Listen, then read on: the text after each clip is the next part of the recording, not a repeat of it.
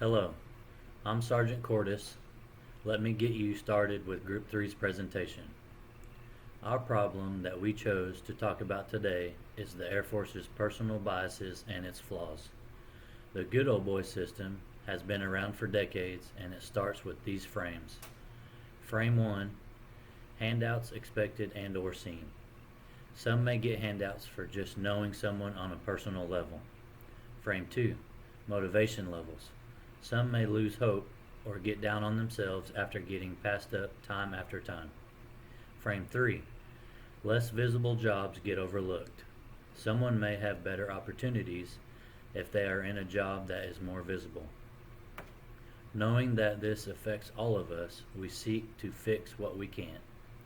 The most specific aspects within the system is personal biases, aka the good old boy approach.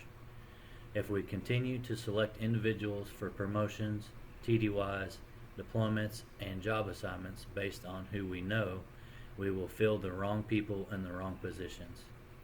Now let me hand it over to Sergeant Stock to take you through this problem. Thank you, Sergeant Cordes. Looking over our three frames, Group 3 decided to look more in depth at our third frame, which was less visible jobs get overlooked. In our Air Force, we see time and time again that if you aren't at the front, continuously being seen by leadership, you can often be overlooked. I personally worked night shift for over 4 years and saw firsthand that the people that weren't at work during the day, when our leadership would be at work, were not considered for many positions, be these from TDYs to leadership roles and volunteer events. So our root cause analysis for this problem started with us asking the question, why? Why do less visible jobs get overlooked? The things we came up with are, first, out of sight, out of mind. If you aren't seen by leadership every day, normally you don't have that interaction with them all the time, they're not going to be thinking about you when these TDYs, leadership positions, or anything come up. So this leadership, the people making the decisions, might not know the people who work in the background in a different building or working on a different shift on that personal level. So number two was not having a personal relationship with the people making decisions. In my example, night shift, no one was there from leadership. They never worked nights. They wouldn't see you unless you're walking out of the building heading home. And now this comes to the big one, our third point. People have biases, and if you're subconsciously having biases of, well, I have to pick between person A and person B. Person A works night shift in a different building. I never see them. I do not know them at all. Why wouldn't you pick your buddy who works with you every day, who you go fishing with on the weekend, to go to that cool 2-week-long trip over to Hawaii or something? You're going to be picking that person. So our three reasons were out of sight, out of mind, not having a personal relationship with the people making decisions, and third, having that bias towards people that you know. So with the why question being answered, we came up with some ways to break down these problems. First, to fix this, maybe your supervisor needs to keep leadership informed of what you're doing. So if you're a troop on an off shift, or you're just not in that normal building where everyone's at, your supervisor needs to keep leadership informed of what you're doing. Two, if a work center has multiple shifts, rotate the schedule so that the leadership can see. If you're working nights, maybe every couple months you're going to switch over to days or to swing shift. Three, stage events like burger burns, potlucks that work for multiple schedules, that allow you to network and interact with others that you normally wouldn't. To expand on that, mix up the flights through these squadron events. So say like you have a commander's call, afterwards have some of that mandatory fun that no one's like, but with the intent of networking, of meeting new people. Go out there and you are required to talk to other people. So with that all being said, to go into more depth about how we came up with these solutions and how we would implement them, I'm going to introduce Sergeant Neitzer. Hey, thanks, Sergeant Stock. I'm Sergeant Neitzer. Let me take you through how we took those solutions and came up with one decision. We took and used a decision analyst matrix. Over this, we analyzed and we evaluated the cost, the performance, the practicality, the production, and the reliability of our different solutions to come up with one. Although any one of our individual solutions may have worked, they all had their own flaws with these second and third order effects. In addition, the results or the impact may be debatable. Some of those flaws that we started picking out, for example, if we took and only notified leadership of how or what one of our troops was doing, they may only know that person on paper. They don't know them on the personal level. Wouldn't really take away those biases. If we took and we started switching up the shifts, so rotating flights or who's on night shift every couple of weeks, 2 weeks, 3 weeks, for instance, it may work.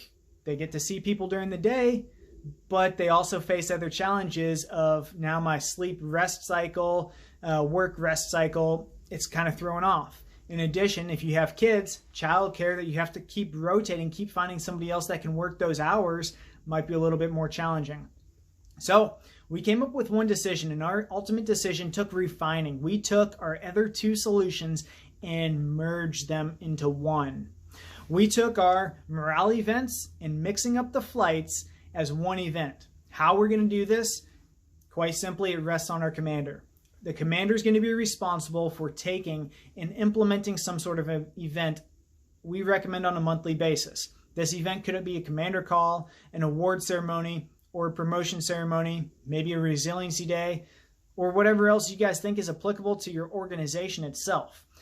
These events are designed just to get people there. If you have an optional event, hey, we're having dinner if anybody wants to, you know as well as I do, there's going to be quite a few members from your organization that don't show up. I just got off work, or that's not for me, whatever it might be. So if we make it a little bit more mandatory to be there for one of these events, or a highly desired that you're there type of event, you're going to have better turnout, which is going to help in return with our long run. To help with this process, our last solution that we had of mixing up the flights will be implemented. At these events, we're going to make it where it's not just the official this, official that. They're going to have some sort of a socializing event. This could be playing games or potentially eating, getting around, having some drinks, whatever it may be. These events will help get people out of their comfort zone, so it's not just straight up work setting. As they're mixed up, if we're all in one flight, we can't go, and we're not going to be allowed to sit at the same table for eating. We're not going to be allowed to be on the same team for the different games. That forces me to go and find somebody else from another flight, and we team up together or we eat together, so we get to know each other from other flights better. In return, some of these members that you may never see in the halls or rarely see are going to be the ones that you start kind of growing bonds with as you start destroying competition in the games. These events may be a little bit awkward at first. In reality, the people that you work with every day are probably the ones that you feel more comfortable around. So I may be a little bit shunned and kind of set back. But over time, this is going to start growing. We're going to start seeing people that have higher morale. We're going to see a more united organization. Flights getting along a lot better, willing to help each other out. So our productivity and production is going to start skyrocketing. Those individuals that were less known, we only saw their name on a couple emails here and there, those people may become our new best friends. We're going to start finding connections between them, and we're going to be able to balance it all out. As we start looking at this, our solution is simple. Getting to this solution was not. Sergeant Hatcher is going to take you through how we arrived here. Thank you. So I'd like to summarize the collaboration that we had as a group as our problem evolved from an idea to an actual solution. We went with a combination of the structured approach and the silent approach. Started off with more of a structured approach where we went around the group suggesting ideas for the problem that we wanted to work. I think that we found that starting off with a quantity of ideas gave us more options for the problem that we selected rather than initially wasting too much time up front in search of a quality idea and really eliminating that creative process. So once we came to a decision on the problem that we wanted to work, a more silent approach took hold as we utilized the chat function of our Adobe Connect to throw out possible ways to frame the problem. We benefited from this by allowing everyone to suggest ideas as quickly as they came to mind, while we had one member that was organizing our thoughts into the discussion notes section. We're also able to use the discussion notes section to place our outlines of the section that we will be presenting to solicit feedback from the group on ways that our ideas could be better refined.